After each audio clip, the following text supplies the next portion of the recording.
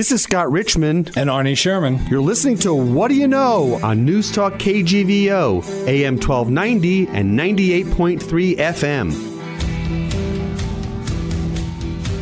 Arnie, good morning to you. It's the morning. I can tell you. You know, the ringing in my ears finally stopped. So now I can focus in the ringing of in my ears, of course, being all of the election commercials. It's just such a satisfying feeling to turn on television now and be able to watch, Sara Lee commercials and done and done. Yeah, all that stuff is over. It really was getting to the point where every second, you guys must have done great here in terms of media buys. It was incredible. How much money's been spent? $60 million in Montana? I mean, it's crazy. When I first came here, a statewide governor's race or Senate race or House race, you had $1 million, $500,000, $400,000 you could run it. Not anymore. They burn that in a day.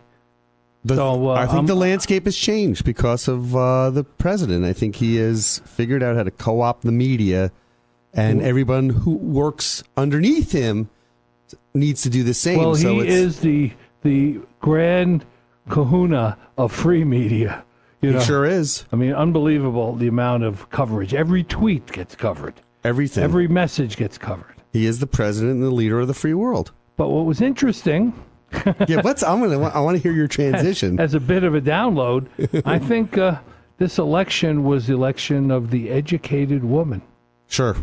For example, of the 16 House seats that were lost by the Republicans, they were in suburban counties where women had over 40% of the women had college educations. Wow.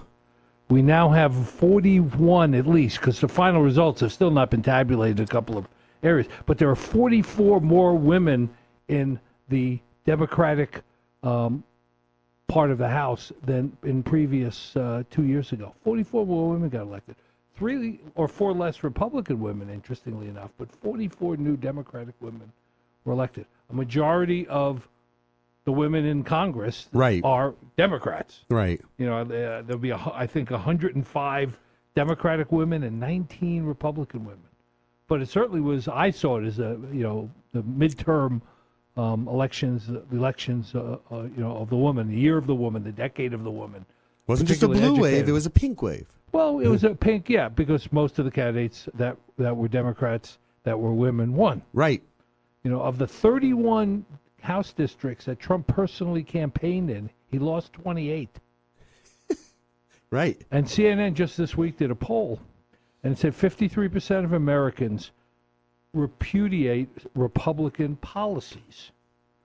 And they're not necessarily for Democrats. I mean, the mixed message in that for Democrats is they weren't voting as much for Democrats as they were a repudiation of the immigration, gun, tax, and health care stance that was stridently taken by the president, and candidates felt force-fed to emulate that position on all those issues. Sure. And they got pretty well swamped. They got swamped. I mean, really, it was it's still undecided. There are 4 or 5 races that are still undecided in the House, and most of them look like they're going to swing Democrats. So it's going to be a huge swing in the House, from 193 Democrats to 240, maybe. Which is huge. Yeah, it's a big change. Who do you see for 2020 they're all over the Give place. me a prediction. It's hard to predict. I mean, a lot of people like Beto O'Rourke. Beto O'Rourke, yeah. right? Yes. Okay. And who else? There's a whole host of people who may be running in 2020 on the D side. Andrew Cuomo. Frank Garcetti. Okay. Gavin Newsom, governor of the new elected governor of California. There's a host of candidates out there. There's a plethora. A lot of women candidates. Gillibrand, the senator from New York. It looks Kristen like Gillibrand. Yeah, Gillibrand. She looks like she's gearing up for the race. So, who knows? Let me transition for a second. Yes. So it's interesting, right? So the leader of the free world is, if I was to look at professional wrestling terms, he basically operates as the heel.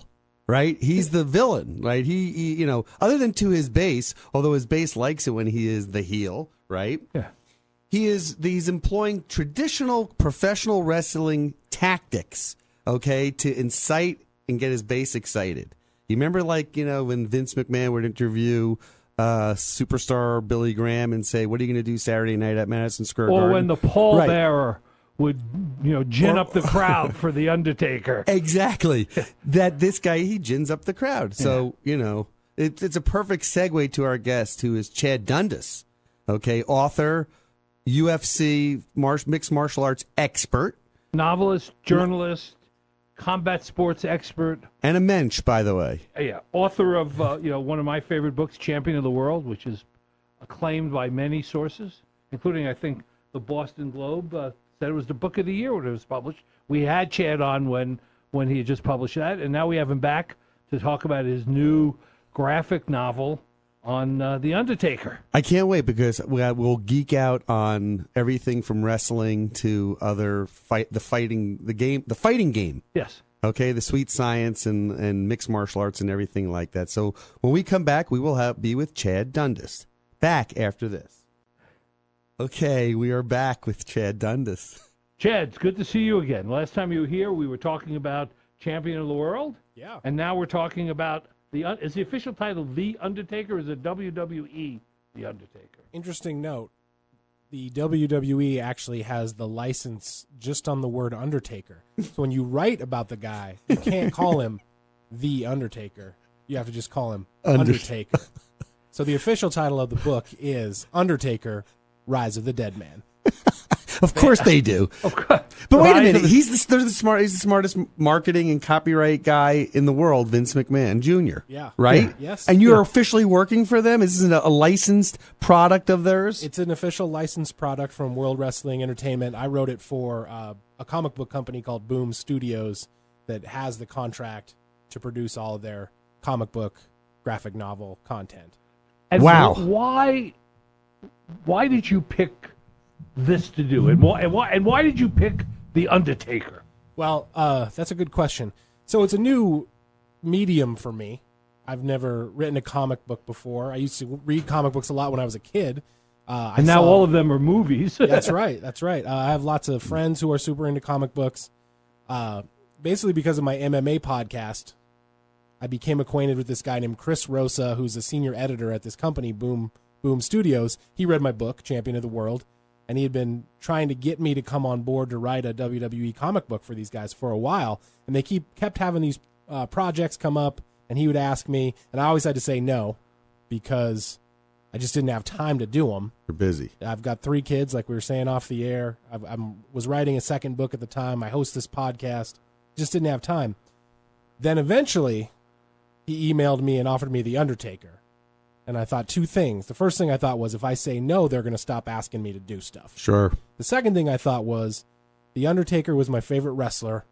Yeah. In 1990, when I was 12 years old, to the point that, when I was like 18 or whatever. Right. I was like, it was literally an offer that I couldn't refuse. It was The Undertaker. I had to say yes. And refresh our memory. Where are you from originally? I'm from here in Missoula. So you were watching wrestling as a kid? Yeah, absolutely. What channel was it on? It was USA Network. Yeah, USA Network for much of my life. And before that, AWA used to be on ESPN when I was a kid.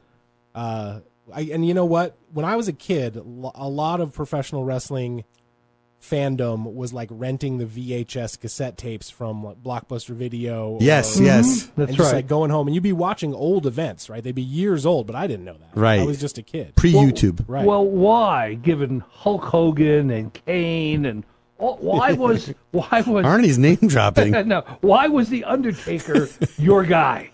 That's another great question. You Tell know what? us. He was just so different than everybody else who was in wrestling at the time.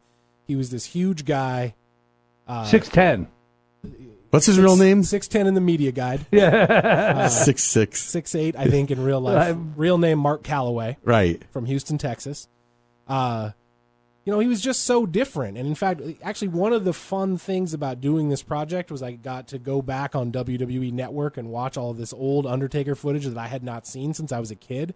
And one of the striking things about it was how different it was. Well, you know what to me it was?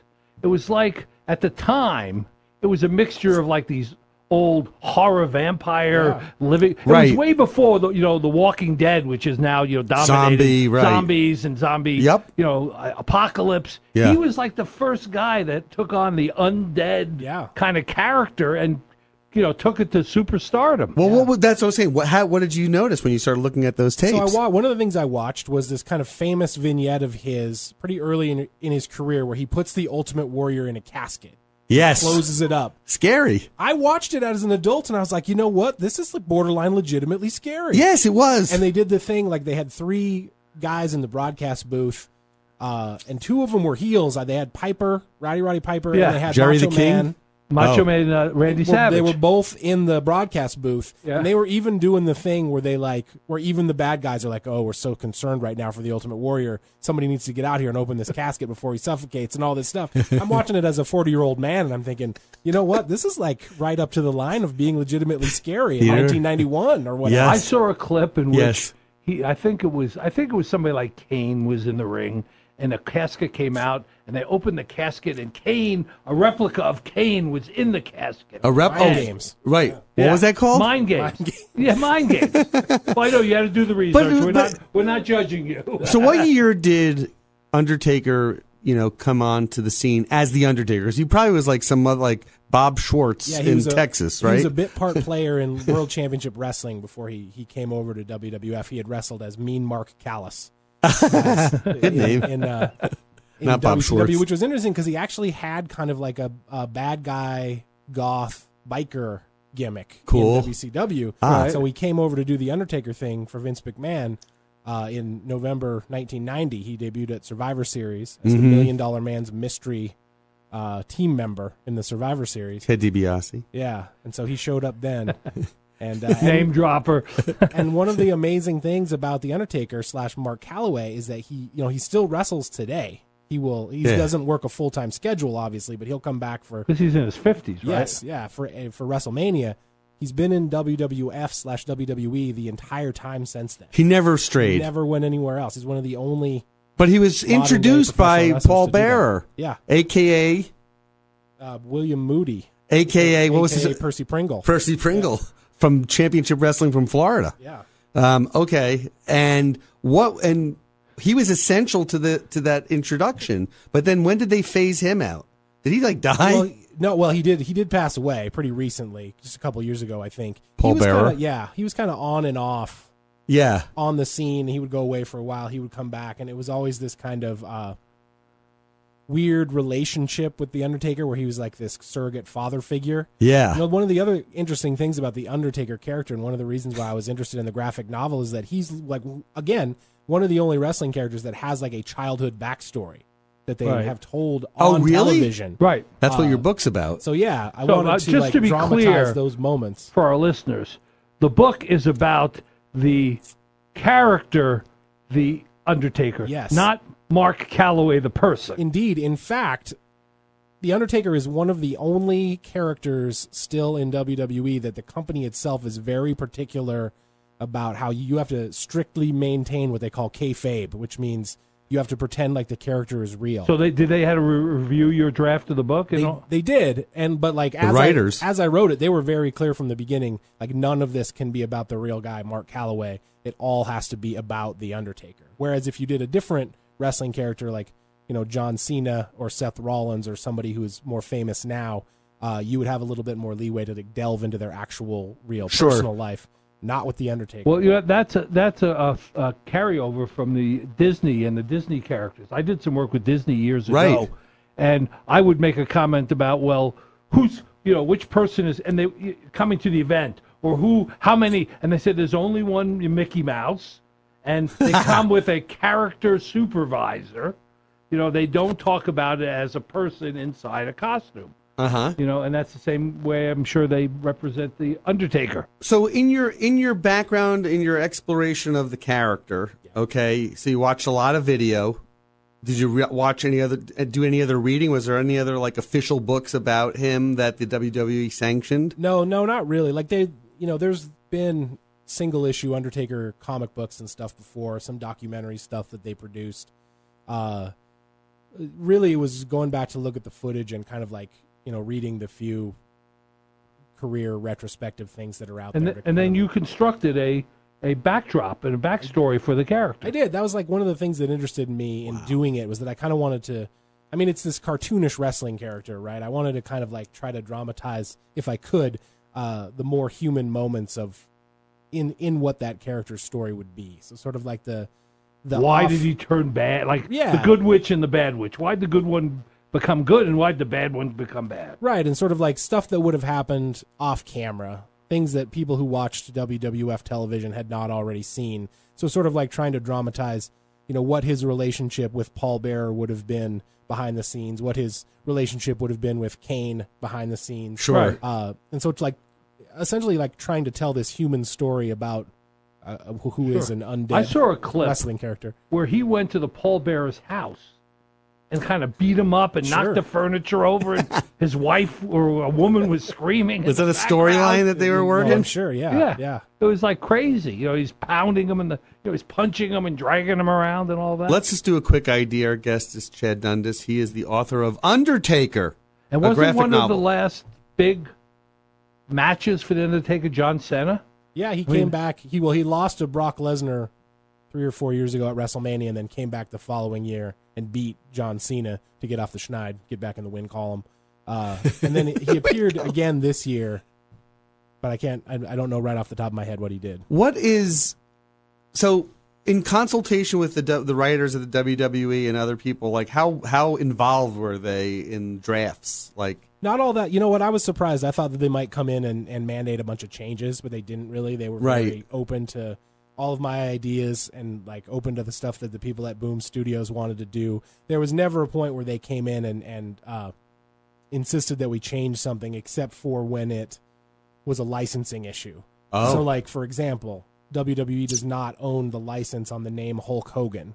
It's owned by a different company. So you can't put Hulk Hogan in the Who's Undertaker. it owned by? I believe it's owned by Marvel, actually, which is interesting. Got it. So they sub-license it from Marvel to be able to use it for their purposes. Right. But so like you can't Hulk. You can't put Hulk Hogan in this graphic novel because WWE doesn't own the license on the name. So you have to be a little bit creative and do an end around to figure out how to, And let's just pay homage or honor Stan Lee. Okay, the creator of the character. He just passed away from Marvel. Anyway. So is this now available in print and digitally, or do you have to go and buy it? I think that it's available digitally, but I know that they have the actual book is out there. I assume you can get it wherever fine comic books are sold. You can order it directly from Boom Studios website. WWE, you can get it. I assume that there's a digital version that you can get. Most things are. There is. But comic book stores, I mean, people that are just collectors and that are WWE fans, this is a big deal. It was a huge deal. I totally underestimated the size of the deal that it would be. Really? Like when I agreed to do it. Because all of the deadlines were really tight. I was trying to write this second book. I was like, okay, this Undertaker graphic novel is a fun thing that I can do. As a side Right, piece. as a side gig. It's a short-term project. I'll just get it done. They'll put it out, and it'll just be out there. They made the announcement on ESPN.com. Wow. And as soon as it came out there on social media, to this day, people still like and retweet that tweet on my Twitter timeline. Incredible. Because they tagged me in it, right, when they first put it up. Thousands of likes and retweets on that thing. From day one, as soon as that happened, as soon as I saw how excited people were, I was like, uh-oh. So how many copies? I can't screw this up now. How many copies does Boom think they're going to sell of this? I have no idea. I don't know exactly. It's I think they'll do okay. They'll do great. Have they talked about it on their broadcasts? The WWE broadcast. WWE sent the first chapter out to all of the subscribers at the network, like a month before it came out. They sent out a free preview of it. Oh my God! And there what? How many? 4 chapters, or is it? There are 4 parts. And Boom has U.S. rights or worldwide rights? That's a good question. I think that they have first print U.S. rights. I'm not sure exactly. God. So has this tweaked your interest in writing more of these graphic novels? Yeah, it tweaked my interest for sure in writing comic books because, like I said, when I started, I had never done that before, so it was a whole new form for me. So how'd you research that? How did you decide to write it completely? It's like writing a different kind of music. Yeah, exactly. I just heard Billy Joel say that it's completely different to write music for a guitar than it is for a piano. Yeah. And every once in a while he writes, when he was writing, he'd write a song for the guitar just to change it up and get a different perspective. So how does that... Well, luckily, because I already had this relationship with the senior editor at Boom, they sent me a bunch of sample comic book scripts so I could read them and look at them and see, what people were doing, how they were done. So they sent me a few, I read them, and then basically just kind of dived into trying to write the form. And it took a little while to get used to it and sort of realize what that form is capable of, realize the possibilities of that. But once I figured it out, it actually went really fast, just because it was a fun project. There was so much content to kind of get on the page that it just... And the dialogue, though, how did you get all that dialogue? It's essentially just like writing a movie script almost. With a comic book script, you write it from panel to panel. Right. You you make a short description about what the action will be in that panel, and then you write the dialogue. Got it. I was still totally blown away when I saw the finished product. Yeah. Mostly because I'd sort of never done it before, so I wrote the script and tried to dictate how many panels there would be on every page and how the action would go from panel to panel. But then when I saw the thing, when I saw the pictures and how they did the paneling throughout the thing, it was really kind of mind-blowing. It was super cool to see this thing that I had written sort of as black and white words on this page become this fully realized comic book. I want to focus a second on, when you're writing music, using that analogy, there's music and then there's the lyrics. Yeah. In this case, it's the words and then the graphic art that goes along with it. Mm-hmm. And I think Ricardo Lorenzo was the artist that did this with you. His stuff is fabulous. Yeah, it's phenomenal. So how did you work with him to make sure that what he put there in picture form fit with your script? I didn't work with him very much personally, but when I first signed up for the project, they sent me some samples of sketches that he had done for this book, and I saw them, and I saw right away that they were incredible, and that the book itself was going to be really cool. And so I didn't have any one-on-one contact with him, but I think when I wrote the script, I tried to keep the artist in mind, in the front of my mind, because you want to write the script in a way that tells the artist what is in the panel, but leaves open to interpretation, some artistic license. That's art. And that you want to kind of write it in a way that inspires and excites them, because you want them to be excited to draw the pictures. So, even though I never talked to the guy, once I saw the finished product, I was like, okay, we did have this weird connection. Sure. Just via the script. Right. The name of the book is WWE Undertaker. That's right. Rise of the Dead Man. Rise of the Dead Man. Which I came up with, by the way, not to my own. That's a good one. I like that. Boom Studios. You can get it at WWE.com, I'm sure, and any fine bookstore or comic book store. Yeah. And how long has it been out? It came out on Halloween, appropriately. Hello. I smell across. So it's hardly been out for very long at all. What's been the reaction to it? Yes. People seem to like it. It's gotten good reviews. There's been some media interest. I've done some interviews with, wrestling websites, comic book zines, stuff like that. All of the reviews I've seen have been good. I don't know if they're just keeping the bad reviews away from me. Right. The ones that I've seen have been positive, pretty positive. Just in terms of the write-up about the book, and ESPN said a massive leap forward. Yeah, they were very kind. That's what they call this book. That's a big deal, Arnie. Yeah, well, obviously. I mean, the fact is it's ESPN, okay? Remember what ESPN really stands for? It's Entertainment Sports, right? Network. Well, that's right. And entertainment, this is wrestling, okay? They entertainment and sports. Well, there's a pent-up desire and nostalgia for wrestling, and as characters leave, and I would not be surprised if there was a movie at some point on. Well, that's right. And, Boom Studios has a deal with Fox Searchlight. They have a developmental deal, right? So if that could be a road that opens up, but I don't know. I'm trying not to think about it. And then the WWE gets involved, right?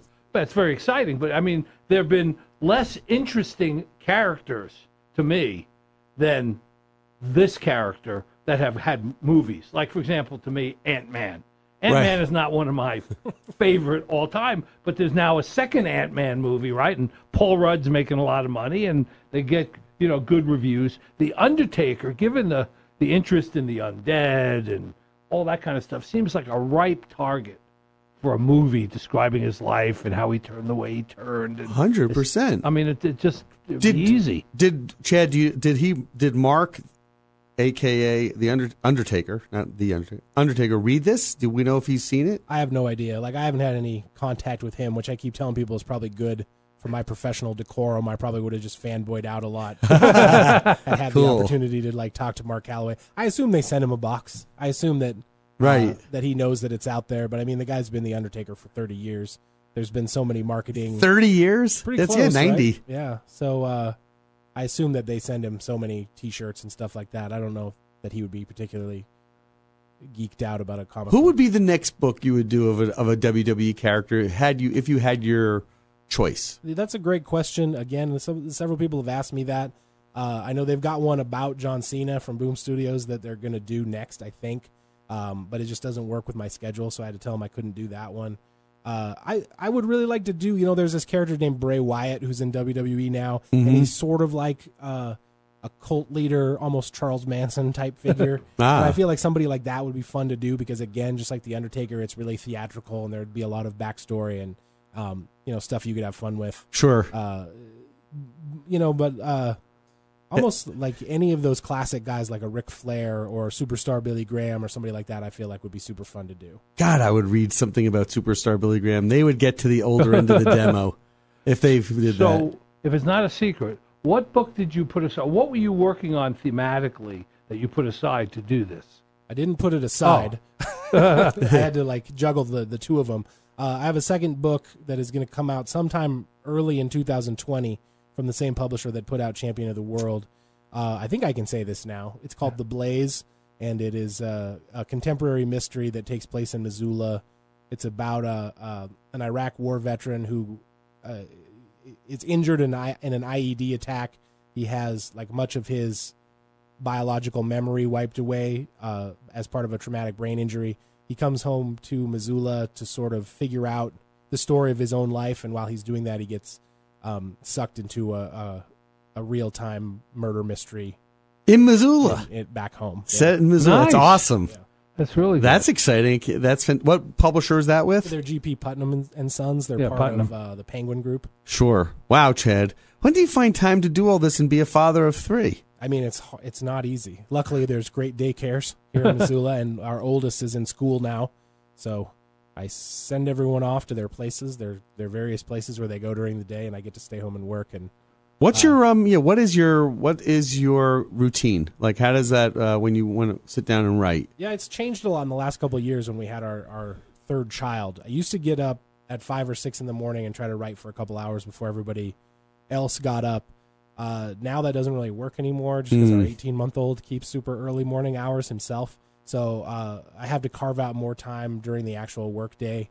And it takes I have to be pretty diligent about budgeting my time. But my role as I work for Bleacher Report covering mixed martial arts. My role for them has changed a lot in the last couple of years, going from more kind of like day-to-day news coverage to special projects and features. Okay. So because of that kind of change with them, it does leave me some time during the day to pursue freelance stuff and fiction writing and stuff. So I'm pretty lucky in that regard that I get to keep working for them, but also have this, enough time to pursue other interests. Other projects. So for our listeners who are not familiar, tell them a little bit about Champion of the World, because it's an acclaimed book. It's been out now a couple of years. Sometimes after a book comes out, there's not continual press on it forever, and it just moves to the shelf in the bookstore. So tell our listeners about Champion of the World. Champion of the World was a historical novel that takes place in the early 1920s about a married couple. The husband is a former champion wrestler, and the wife is sort of a card shark and card dealer.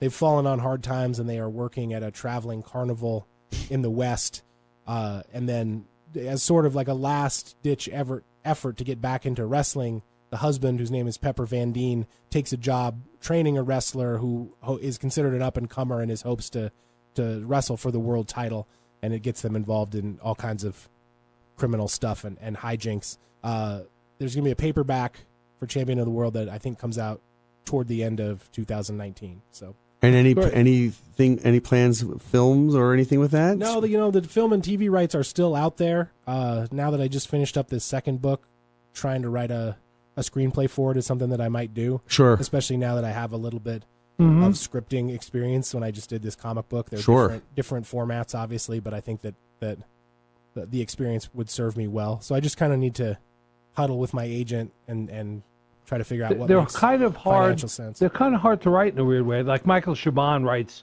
doesn't write exactly like you do, but he writes historical novels that have a fictional element to them. They're kind of hard to translate into a movie format, particularly in a hour and 50 minutes or whatever a final movie looks like. Right. That's right. And it would be a big budget kind of thing too, which might be a long shot. But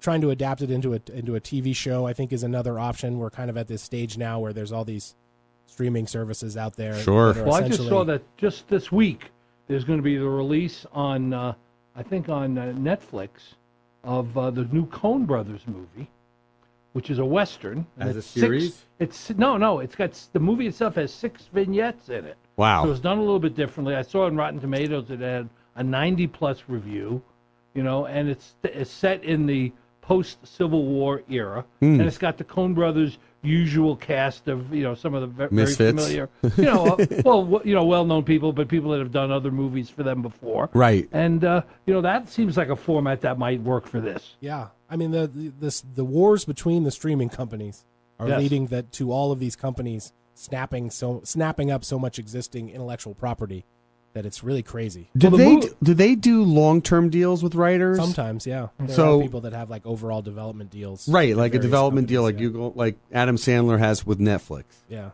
So, wow. Yeah, I mean, the whole movie industry obviously is changing. I mean, when you see a Coen Brothers movie being released on Netflix and not in a theater. Right.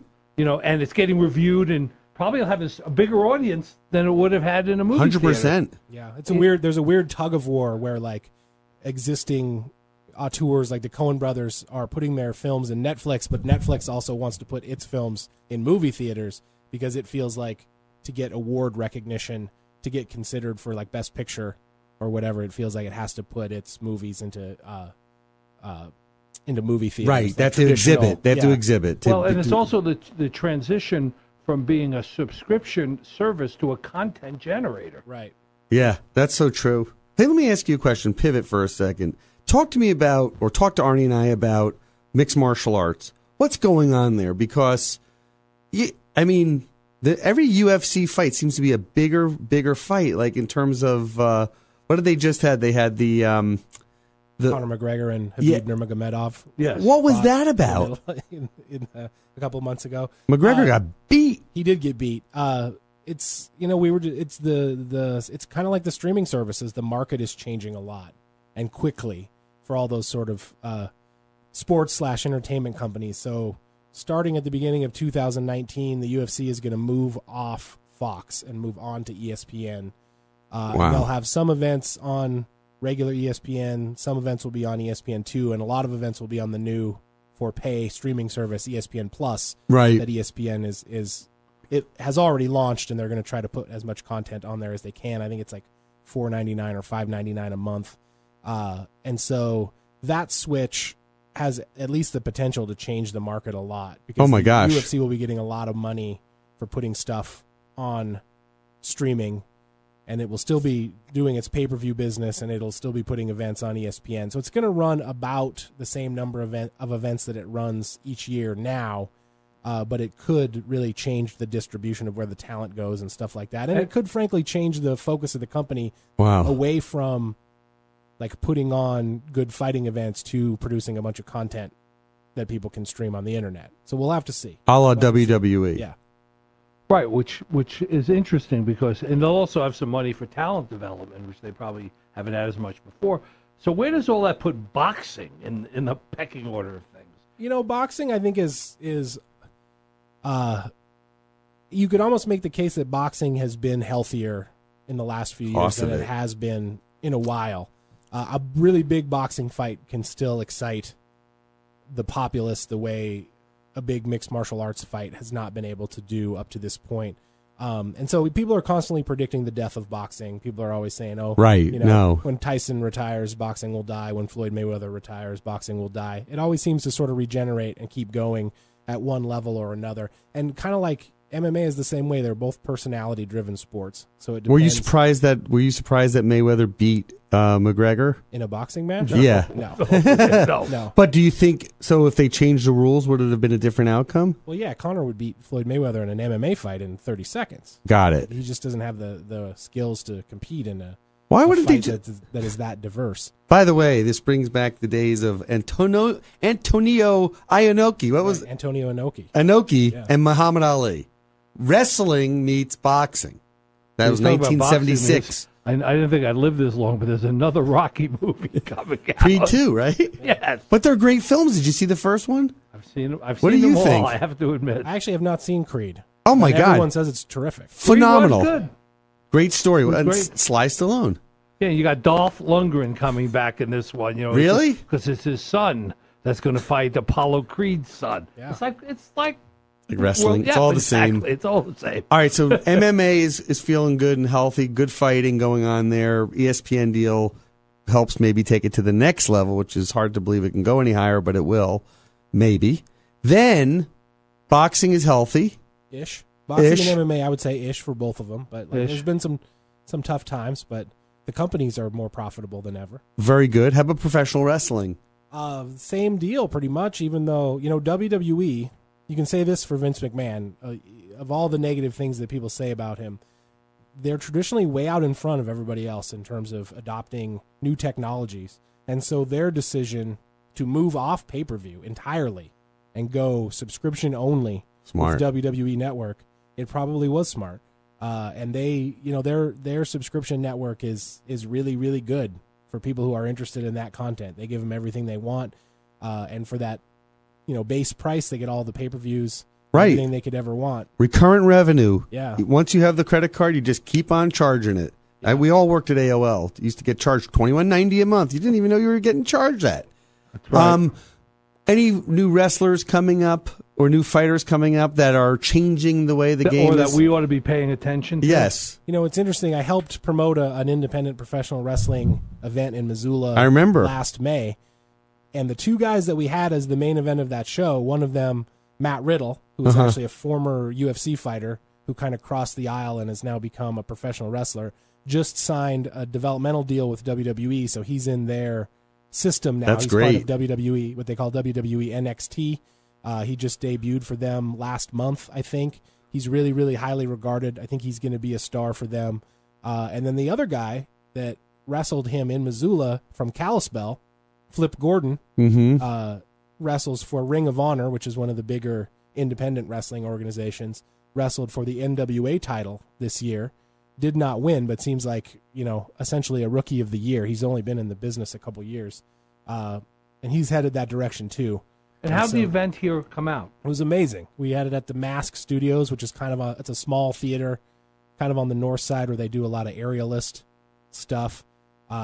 We probably got 250 people in there. It was packed. It was a great environment. We had Defy Wrestling from Seattle, who's one of the big West Coast independent wrestling organizations, came over, basically handled all the talent relations stuff, and it was awesome. It was really cool. Question.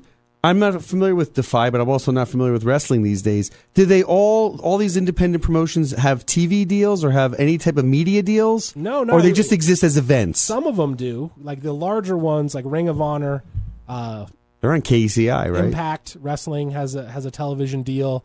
There's a wrestling show that's on. It's called Lucha Underground, and it's on the. I'm blanking on the name of the channel. Like the El Rey Network. Yes, it's on El Rey. That's exactly right. And it's terrific. They do a lot of. It's like almost like an action movie mashed together with video wrestling. game. Yeah, they do it in a different way that. As soon as I saw it, I was like, wow, that's really smart. I can't believe nobody's done that before. But a lot of the smaller wrestling companies just exist online. They have YouTube channels. They do streaming shows. You can do streaming pay-per-view as long as you have the wherewithal to shoot it. People can pay $5 or whatever and stream it on the internet. And see a 3-hour show. Some organizations do that. There's been a real renaissance in independent wrestling over the last decade or so. with in America. It's really exploded, and so people like Defy from Seattle, they put on a really good and professional product. Really, there's a lot of talent like at that level in America right now. So looking at the combat industry, the action combat industries, what's happened with women? I mean, there was Gina Carrera and there was Ronda Rousey, and then it kind of ended there. I mean, is there somebody up and coming that's going to be the new hot female star? Well, it's interesting. Like WWE has recently put a huge emphasis on their women's division, has changed the way that they market it in a lot of ways, and is taking it a lot more seriously and presenting it as a lot more serious a product. And kind of because of Ronda Rousey. Yeah. WWE looked at the UFC and saw what it had done with Ronda Rousey. It made her a huge star.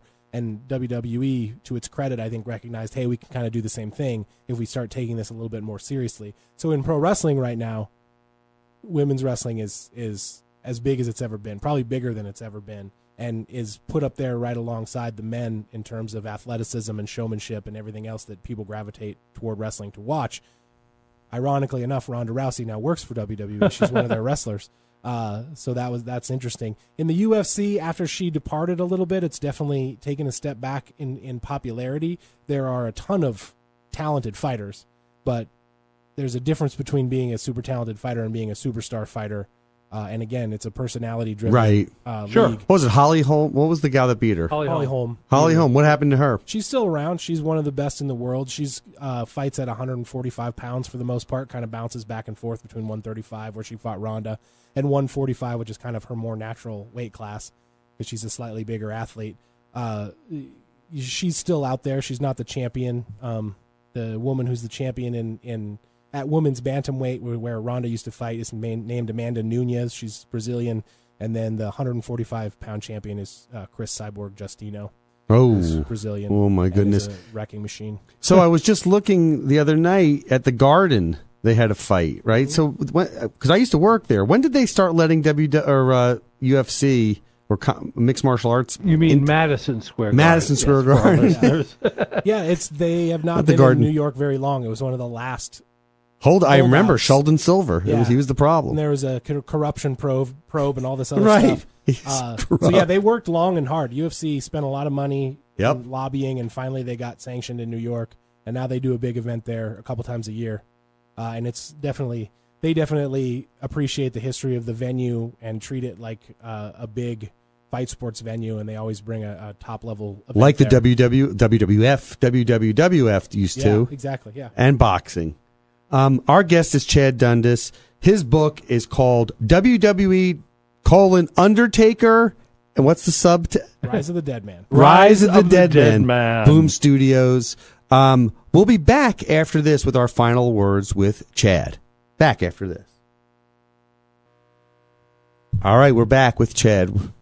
Chad, so when you worked on that wrestling promotion that happened in Missoula last year, tell us just some of the insights that you had from that and what kind of revelations you may have encountered. Yeah, some of us have this idea about these guys that like from the movie The Wrestler with, what's his name? With Mickey Rourke. Yeah, that they're recovering alcoholics or drug addicts. Right. They have a miserable life, and this is the last alternative for them. But what's it really like? Well, it's very different now. I think it's changed a lot in the last decade or so. I think, in the 70s and 80s, you had a lot of individuals get involved with wrestling who were essentially con men, carnival type guys. Carnies. And so there was a certain criminal element that was there. And it's changed a lot now where, you have a lot more actual athletes, guys that are going to, they'll go do their job, do the wrestling show. Maybe they'll have a beer afterward. But the lion's share of them are probably going to go back to their hotel room and play video games, and then get up super early the next morning and fly out. Right. So, kind of the opposite of what the life of a Roddy Piper would have been. Sure. In those days. Probably the first guy that, to me, emulated that was The Rock. In a way, and he obviously transcended all of this. He's become an independent. Could be the president of the United States. No, let's not laugh. No, I know. But are you? Before I ask you to tell people where you can get Champion of the World and Undertaker and the Undertaker, Rise of the Dead. You're finishing up, if not finished, with the Blaze. Yep. Is there another project that you have that's percolating to the surface? Yeah, I'm definitely going to write a third book. I don't know exactly what it is yet. They just accepted the second book like 3 weeks ago. So I'm kind of coming out of the cocoon of that one, right, and trying to figure out what will be next. I have a bunch of ideas. I'll probably pitch them all to my agent and see which one he is the most interested in, which one he thinks would be the most viable, and kind of go from there. But yeah, right now I'm just sort of like catching my breath in between those projects. I have a bunch of stuff happening, though. I'm going to do a serialized true crime / history podcast with some friends of mine that will come out in 2019. I'm going to try to do some original comic book stuff with Boom Studios the same year. So, like, I'm going to keep myself busy. I know that for sure. Sounds like you're going to be not like busy. the 18th-month-old isn't keeping you busy. For our listeners, how do they get Champion of the World? How do they get the new book? Right, you can buy Undertaker, Rise of the Dead Man, straight from Boom Studios at their website. Champion of the World is just out there. You can get it at Amazon. You can get it at Fact and Fiction here in Missoula, the Book Exchange.